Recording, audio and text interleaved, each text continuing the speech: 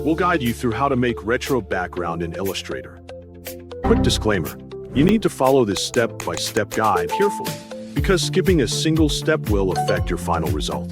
If this guide helpful, don't forget to like and subscribe. First, don't forget to comment if you still need our help or want to ask something, and we will reach you as soon as possible. Second, launch your Illustrator application and begin by creating a new project.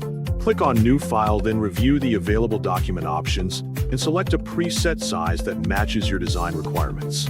Once the correct preset is chosen, click Create to open your artboard and prepare the workspace. When the artboard is ready, establish the base background by selecting the rectangle tool.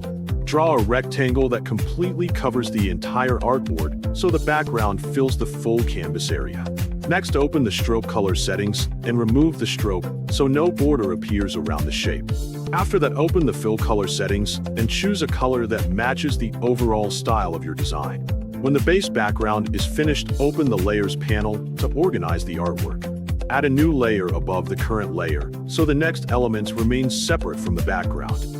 On this new layer, use the rectangle tool again to draw a single stripe. Duplicate that stripe several times and arrange each stripe with some distance between the others to create a balanced layout. After arranging all of the stripes, change the color of each one so they stand apart visually.